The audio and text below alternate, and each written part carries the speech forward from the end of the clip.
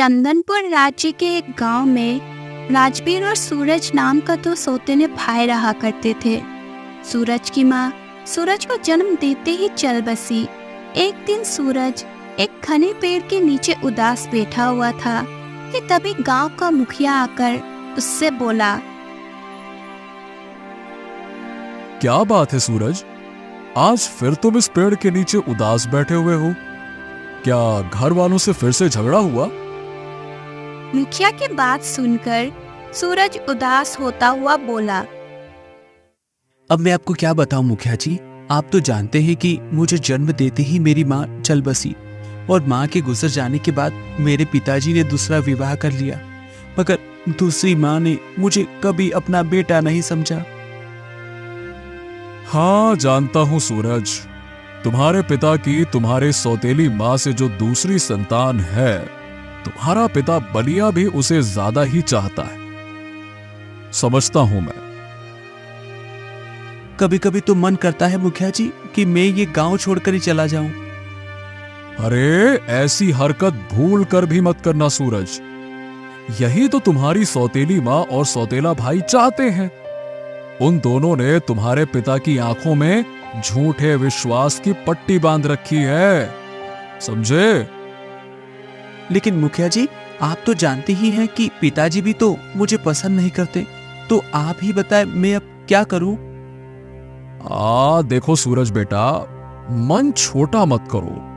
तुम्हें ईश्वर की ओर से एक वरदान मिला हुआ है और वो है अच्छाई का वरदान। इस तरह का वरदान तकदीर वालों को मिलता है बेटा। तुम चिंता मत करो, तुम्हारे दिन जरूर बदलेंगे।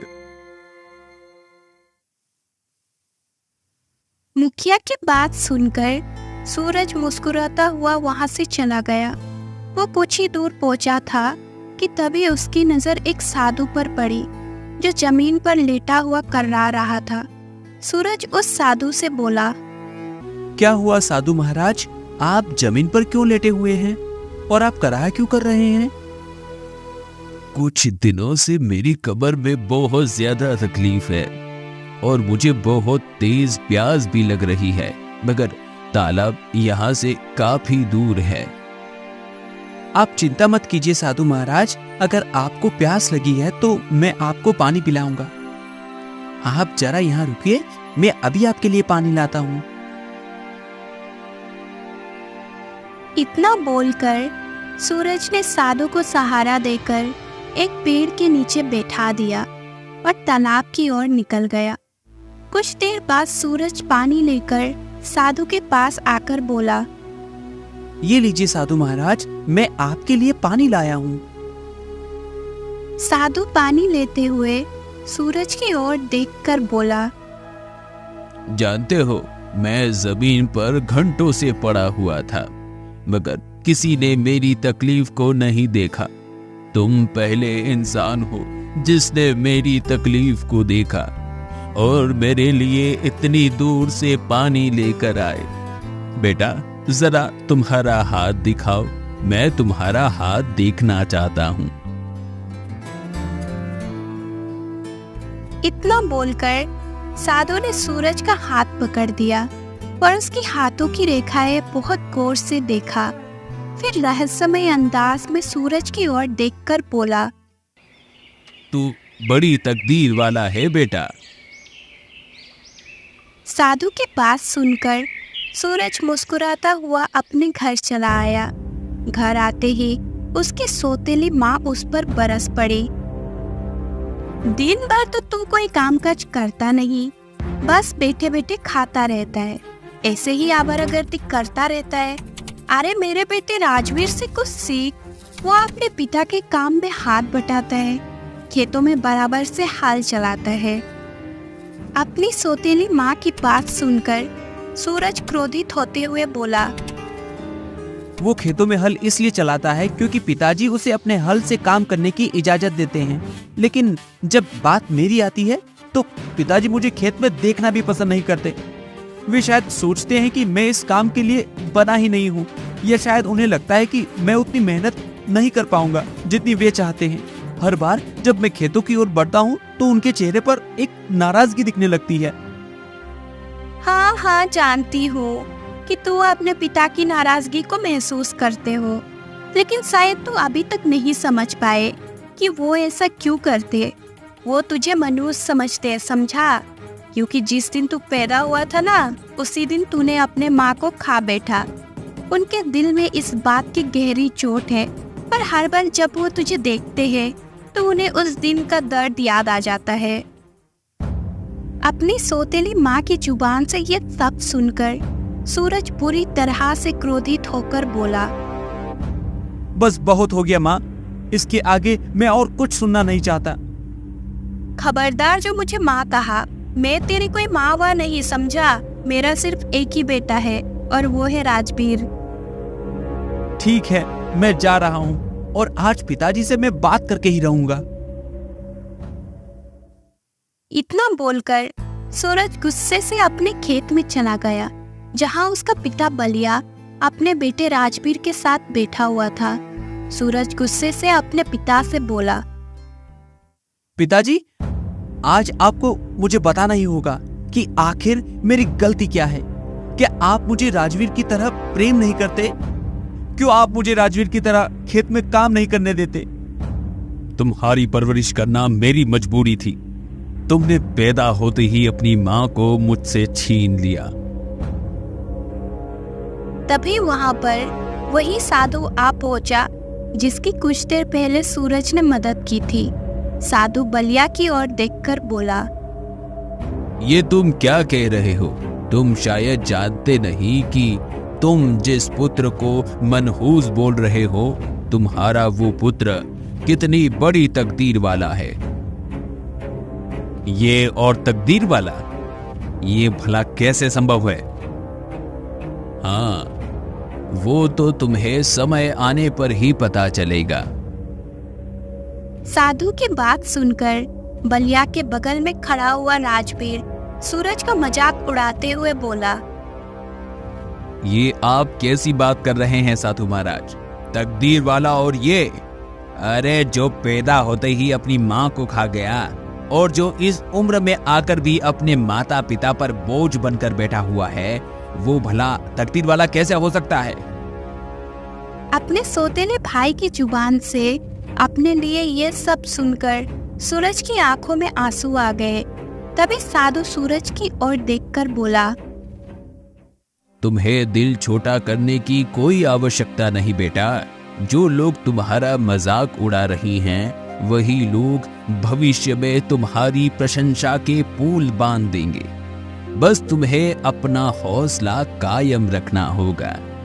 तुम्हें किसी भी कीमत पर हिम्मत नहीं हारनी है। समय नजदीक है बेटा। इतना बोलकर साधु वहां से चला गया।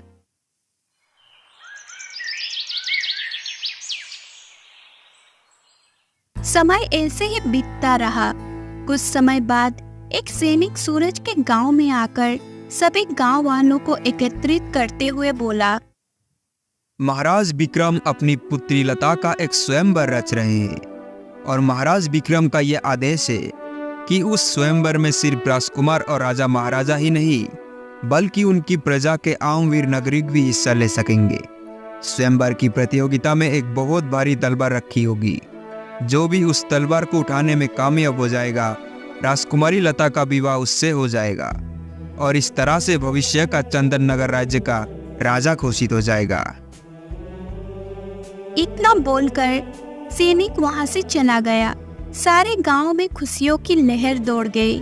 चमकी अपने पुत्र राजवीर से बोली, तुम अपने पिता के साथ मेहनत से खेत में हाल चलाते हो और कड़ी धूप में पसीना बहाकर अनाज उगाते हो। मुझे विश्वास है कि तुम्हारे हाथों में वो शक्ति है कि तुम वो तलवार आसानी से उठा सकते हो। मैं भी यही बात सोच रहा था। माँ, मैं स्वयंवर में हिस्सा जरूर लूंगा। तभी वहां पर बलिया आ पहुंचा और मुस्कुराते हुए राजवीर से बोला, मुझे विश्वास है बेटा कि तुम मेरा नाम जरूर ऊंचा करोगे। हाँ पिताजी, आप दोनों का आशीर्वाद मेरे सर पर रहेगा तो मैं प्रतियोगिता अवश्य जीत कर आऊंगा। तभी बलिया ने देखा कि सूरज कहीं जाने की तैयारी कर रहा था। बलिया अपने बेटे सूरज से बोला, तुम इस समय कहां जा रहे हो? पिताजी, मैं भी स्वयंवर में हिस्सा लेने जा रहा हूँ। मुझे भी स्वयंवर में हिस्सा लेने का पूरा अधिकार है। तुम स्वयंवर में हिस्सा नहीं लोगे। और वो क्यों? क्योंकि ऐसा मैं नहीं चाहती। सुन, ये मेरा आदेश है। अगर आप मुझे बेटा मानती होती और माँ की तरह एक आदेश देती तो भगवान की कसम मैं आपका आदेश कभी नहीं ठुकराता। सूरज, तुम अपनी माँ का आदेश मानो या ना मानो, लेकिन कम से कम मेरा आदेश तो मान सकते हो। मैं चाहता हूं कि मेरा बेटा राजवीर ही उस स्वयंवर में हिस्सा ले और वो राजकुमारी लता का पति बने। ठीक है पिताजी, मैंने आपकी कोई भी बात आज तक नहीं टाली। अगर आपकी यही मंशा है तो फिर मैं स्वयंवर में हिस्सा नहीं लूंगा। इतना बोलकर सूरज उदास होकर अपने घर से बाहर निकल गया। राजवीर तैयार होकर सीधे राजमहल पहुंच गया। राजमहल के अंदर चंदनपुर राज्य के कुछ वीर युवक खड़े हुए थे और राजा विक्रम अपने सिंहासन पर बैठा हुआ था। राजा विक्रम उन सभी वीर युवकों की ओर देखकर बोला, वाह, मुझे विश्वास नहीं होता कि मेरे राज्य में इतने आम वीर नागरिक हैं जो मेरी बेटी से विवाह करना चाहते हैं। जानते हो तुम सबको मैंने यहाँ पर क्यों बुलाया है? राजा की बात सुनकर सभी युवक राजा विक्रम की ओर सवालिया नजरों से देखने लगे। तुम सबको यहाँ पर स्वयंवर में हिस्सा लेने के लिए नहीं बुलाया गया है और ना ही यहाँ पर कोई स्वयंवर हो रहा है, बल्कि मैं तो ये देखना चाहता था कि मेरे राज्य में कितने नागरिक हैं जो मेरा सिंहासन हासिल करना चाहते हैं। इसीलिए मैंने स्वयंवर का नाटक रचा था। इतना कहकर राजा विक्रम अपने सैनिकों से बोला, देखते क्या हो सैनिकों, इन सारे युवकों को बंदी बनाकर कारागार में डाल दो। कुछ दिन बाद इन सबको प्रजा के सामने फांसी पर लटका दिया जाएगा। ले जाओ। यह सुनकर राजवीर और वहां खड़े युवक बुरी तरह से डरने लगे। सैनिकों ने उन सभी को बंदी बनाकर कारागार में डाल दिया। कुछ ही देर में यह खबर चंदनपुर राज्य में जंगल की आग की तरह फैल गई। चमकी, जो कि कुछ देर पहले बहुत खुश थी, फूट फूट कर रोते हुए अपने पति बलिया से बोली, हाय मेरी किस्मत फूट गई जो मैंने अपने बेटे राजवीर को मारने के लिए महल भेज दिया। मुझे क्या पता था कि उस दुष्ट पापी राजा के दिमाग में क्या चल रहा है। अब मैं क्या करूं? हे भगवान, मेरे बेटे को कोई तो उस महल से वापस ले आओ। हाय चमकी, अब क्या होगा? और हम कुछ कर भी नहीं सकते। हमारी और तुम्हारी इतनी हैसियत नहीं कि हम राजा से इस बारे में बात भी कर सके। अपने माता पिता को इस तरह से रोता देख सूरज अपने पिता से बोला, दिल छोटा मत कीजिए पिताजी। अन्याय के सामने झुकना सबसे बड़ा पाप होता है। महाराज का कोई अधिकार नहीं कि वो इस तरह से प्रजा के साथ अन्याय कर सके। राजवीर मेरा भाई है। वो सोतेला है तो क्या हुआ? मैं तो उसे अपने सगे भाई की तरह मानता हूँ। मैं आप दोनों से वादा करता हूँ कि मैं उस राजा विक्रम के चंगुल से अपने भाई राजवीर को छुड़ा कर ही लाऊंगा। ये सुनकर चमकी सूरज की ओर देखकर फूट फूट कर रोते हुए बोली, मुझे माफ कर दे बेटा। मैंने तुम्हारे ऊपर कितने अत्याचार किया, तुम्हें अपमानित करने का कोई मौका नहीं छोड़ा, और तुम्हें अभी हमारी इतनी चिंता है। मुझे माफ कर दे बेटा। दिल छोटा मत करो माँ। आपने मुझे भले ही बेटा ना समझा हो, परंतु मैंने आपको हमेशा से ही अपनी माँ की तरह समझा है। मैं अभी और इसी समय राजा विक्रम के महल में जाकर उससे बात करूंगा। सूरज उसी समय राजा विक्रम के महल में चला गया और राजा विक्रम की ओर देखकर बोला, महाराज, ये सरासर अन्याय है। आपने जिस प्रकार से झूठ का सहारा लेकर अपनी प्रजा के साथ छल और कपट किया है, वो अत्यंत निंदनीय और अस्वीकार्य है। एक राजा के रूप में आपके कंधों पर प्रजा की भलाई और न्याय सुनिश्चित करने की जिम्मेदारी है, लेकिन आपने उस पवित्र दायित्व को तोड़ दिया है। आपको कोई अधिकार नहीं है कि आप झूठ बोलकर प्रजा के साथ इस तरह से अत्याचार कर सकें। देखो, स्वयंवर में जितने भी युवक हिस्सा लेने आए थे, वो सब सिंहासन के लालची थे या फिर मेरी पुत्री के साथ विवाह करना चाहते थे। परंतु तुम पहले ऐसे व्यक्ति हो जो किसी लालच में नहीं आए, बल्कि उन सब की जान बचाने के इरादे से यहां आए हो। और इसका मतलब है कि तुम्हारे अंदर दूसरों के प्रति प्रेम है, और जिनके मन में दूसरों के प्रति प्रेम होता है, वही सच्चा इंसान कहलाता है। आओ आओ मेरे साथ, मैं तुम्हें कुछ दिखाना चाहता हूं। चलो आओ। राजा विक्रम सूरज को एक कक्ष में ले गया, जहां पर एक बड़ी ही बदसूरत लड़की बैठी हुई थी। राजा विक्रम उस लड़की की ओर देखकर बोला, जानते हो ये लड़की कौन है? नहीं महाराज, कौन है ये? सूरज, ये है मेरी पुत्री राजकुमारी लता।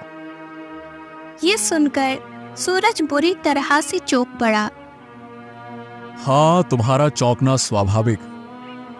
तुम सोच रहे होगे कि मेरी पुत्री इतनी बदसूरत क्यों है। दरअसल मेरी पुत्री हमेशा से इतनी बदसूरत नहीं थी, बल्कि ये राज्य में सबसे सुंदर लड़की हुआ करती थी। कुछ समय पहले की बात है, जब मेरी पुत्री सैनिकों के साथ जंगल में घूमने के लिए गई, और वहां पर एक तांत्रिक था जिसकी नजर मेरी पुत्री पर पड़ गई।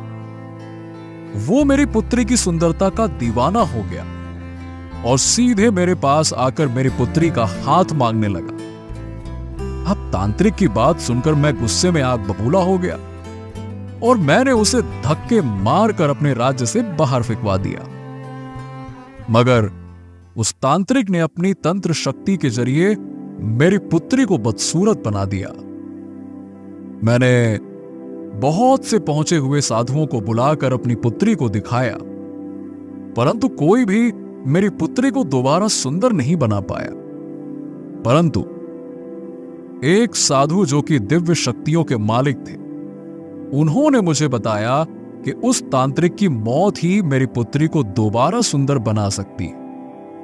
लेकिन समस्या यह है कि उस तांत्रिक को मारना इतना आसान काम नहीं है। उस तांत्रिक को केवल वही मार सकता है जिसके मन में दूसरों के लिए प्रेम हो। इसीलिए मैंने एक झूठे स्वयंवर का नाटक रचा और सबको बंदी बना दिया। मैं तो केवल उस व्यक्ति का इंतजार कर रहा था जो मेरे किए गए अन्याय को मेरे मुंह पर बोलने की ताकत रखे, और वो व्यक्ति तुम हो बेटे। केवल तुम ही मेरी मदद कर सकते हो सूरज। अगर ऐसी बात है महाराज, तो फिर मैं उस तांत्रिक को जरूर मौत के घाट उतार दूंगा। आप चिंता न करें, जिसने भी राजकुमारी को अपनी शक्तियों के जरिए बदसूरत बना दिया है, मैं उसे उसके किए की सजा देकर ही रहूंगा, और ये मेरा वादा है आपसे महाराज। युवक, अगर तुमने ऐसा कर दिया तो मैं अपनी पुत्री का विवाह तुमसे कर दूंगा।